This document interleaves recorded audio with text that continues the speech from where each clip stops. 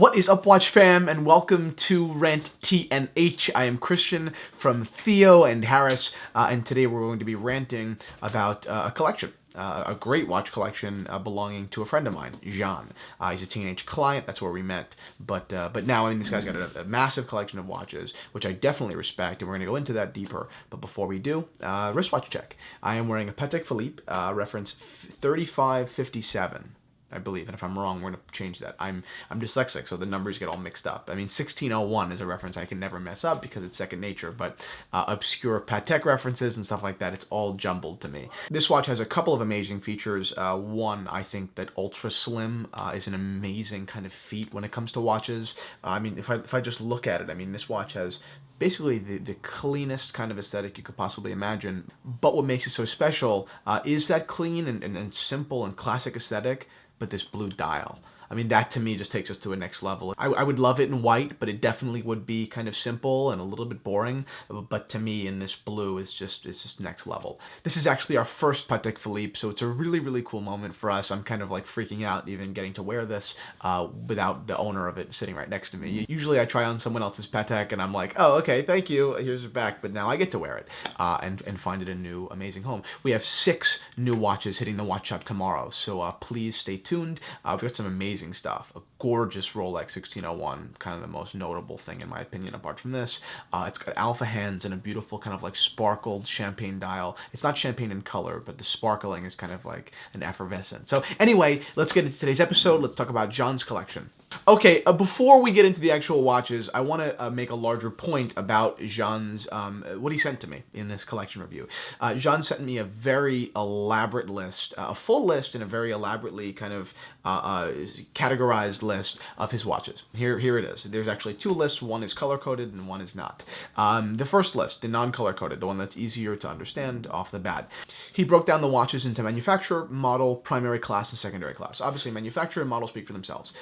Primary class and secondary class are basically in reference to really how versatile these watches are, and if not, what category they fall into. So something, for example, in my opinion, like if I were to rate something like a 1601, would be primary formal or dress and secondarily kind of casual. Whereas a watch like this wouldn't have a secondary, class, in my opinion. This would be formal, primary class, nothing else. So that's an interesting rating system, and I think what is so cool about how he does this is he gives himself the opportunity to really step back and look at his collection. This may seem totally anal and nuts to most of you people, and believe me, I think he's crazy too, but I definitely see the function here. I think when you have this many watches, and I haven't counted them, but there are a ton of watches there, taking a step back and looking at them makes a lot of sense. Yes, watches are emotional and you can kind of just look and tell off the bat, but sometimes, some people want to have logic to their collection, and I think that's something that Jean does very well. So if you take a look at the color-coded section, this is even more interesting in kind of my opinion, because this takes into account whether or not he'd be willing to sell them. When I first opened this document, I was totally taken back. I was like, okay, is this guy like a Vikings fan? But then I saw the blue and I was confused. This is just such an ugly kind of color combo, but it makes sense. So purple is sentimental, so he would never sell. Blue means it's rare or desirable, and he would never sell for those reasons because he found it, he's lucky enough to have it, and that's it. Yellow is he would definitely sell them. This is something that he would consider. It's not for sale right now, but he would definitely consider selling them. And then white, it also makes sense. He doesn't really have an opinion on it, but he enjoys owning it. So it doesn't have the sentimental, like I have to keep it. It's not so rare that I have to hoard it. It's not like ready to go out, but it's kind of in an odd middle ground. And that also makes sense. And I think a lot of us can relate to that. A watch that, yes, we use and we own and we enjoy, but truthfully, yeah, I could sell it, sure. So the purpose of me bringing all this up really was to kind of highlight Jean's tactics here and how he takes a step back, and how I think that many of you should give it a shot. I only have 4 watches for myself, so this wouldn't really serve very much function. But if you have 10, 12, and way more watches, it might make sense to kind of categorize them and have some fun. And even if you hate it, hey, you got to waste a couple of hours at work, so why not? Okay, now let's get into the watches. Let's get into the really interesting part. Okay, first I should say that Jean is a teenage client. Jean has purchased many watches from me. And the truth is that I have sent Jean some of probably the best watches T&H has ever had, in my opinion. It's not empirical. I mean, that's just, in my opinion, the watches that I have liked the most. I have offered to Jean because we talk on the phone, and I think that he has been there, and I've tried to express my passion so much. So I am partial to many of the watches in this collection, and feel free to disagree. If you hate one of the watches that I give my endorsement to, please comment below, respectfully, but please do so. I'd love to hear your opinions. And conversely, if you like the watches, please give this video a thumbs up. That would mean a ton. So, first off, Longines Officer watch. This watch is a watch, like I prefaced, I owned. It's got a 9-karat gold case, a beautiful dial with Arabic numerals, sub-seconds, blue steel, kind of like alpha hands, but not kind of blue steel leaf hands, a wonderful patina on the dial. The case size, I believe, is 32 millimeters. It has fixed lugs. I mean, to me, this watch was a dream. I bought this to keep it.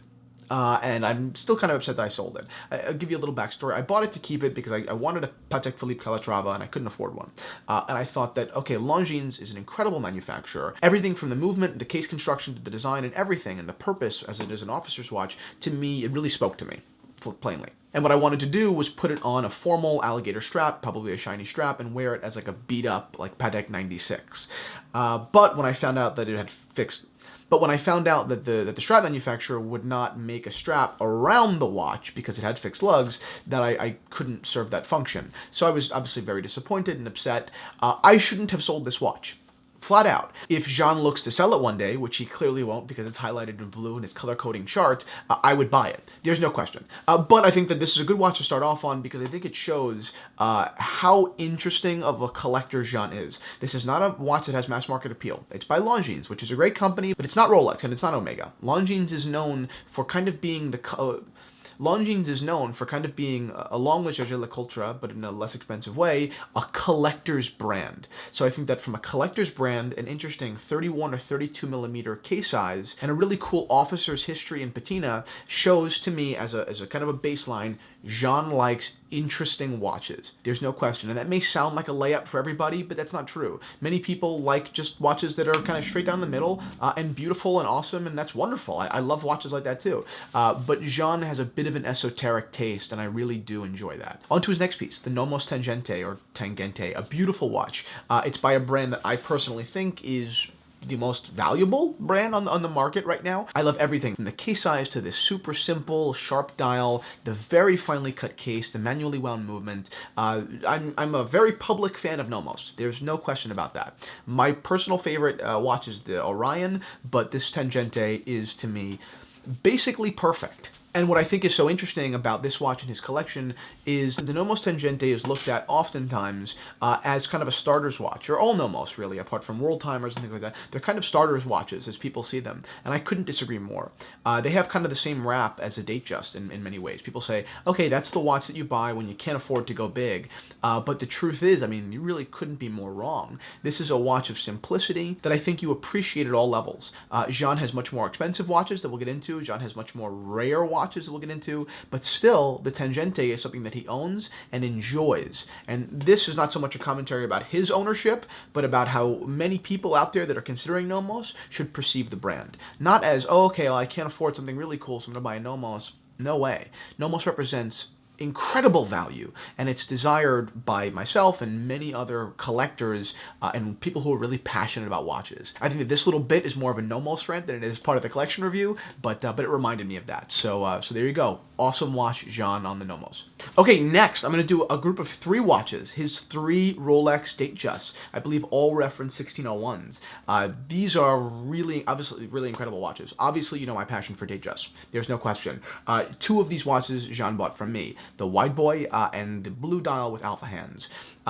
Put it very simply and quickly, these are both extremely good examples of vintage Rolex Datejusts. These are examples that people, I mean, literally send me on hunts for all the time. And the truth is, they're not that easy to find anymore. So when I had them, Jean scooped them up because he knew that there might not be another opportunity in the immediate future, or, you know, kind of ever. Not because there's not one out there, but because there are so many people that want them, and there are only a limited amount of great examples. So Jean made a really good decision to pounce on both of these watches.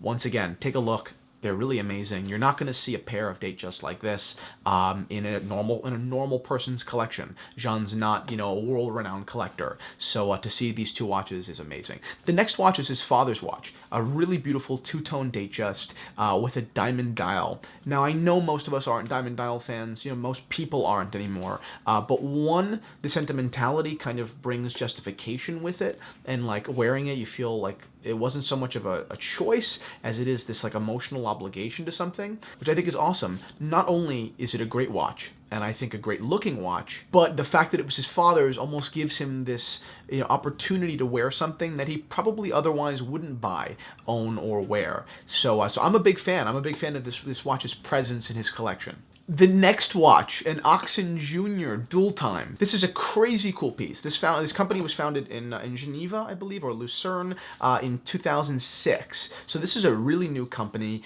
Its founders are obviously still alive. They have some sort of a partnership or relationship with Ulysse Nardin, which is an odd thing. I don't know what the extent of it is. I believe it's to give the company a little bit more infrastructure, but do not necessarily associate them together. Oxen Junior creates beautifully simple, I think they call them rigorously simple, independent watches. I love their dials. I love how they execute on complications.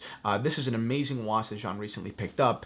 And to me, the fact, once again, to bring this back to holistic point of view, the Longines Officer watch, Rolex Datejust, an Oxen Junior, it almost doesn't make sense. But it's just all items of taste and I think of interest. So this watch is an extremely cool piece that I think that you will enjoy for probably ever. So congratulations on this one too. Okay, the next one is another watch that Jean bought from me, a Tudor Date Day jumbo, 38 millimeters, with two amazing things in my opinion, apart from the watch itself. One, the condition. The lugs are extremely beveled. I mean, they're obviously original finish. This watch kind of is kind of a Rolex or Tudor, collector's dream. The dial as well is amazing. Not only is it a non kind of sunburst champagne, but it's also not flat either. It's not matte. It has a beautiful, almost like steel, brushed steel finish that I think is kind of stunning. It reminds me a lot of the modern Railmaster, the one they just came out with at Omega. This is an amazing watch. Obviously, Jean has shown that he has no problem with small watches, but at 38 millimeters, this is a great opportunity for someone that's afraid to jump into 36 in a Datejust, nonetheless 34 with a different reference. But to me, it's such a great bridge, right, for someone who's not really into vintage yet and going small. But at 38, I mean, this is a classic size, or a classic meets modern, but with such vintage feel that I think is just amazing. Next is a Breitling Chronomat, which I think is a super interesting watch. He recently picked this up. It's not for everybody. It has gold instrumentation in the subdials. It has that kind of, I think, bullet or bar bracelets, which I think is beautiful.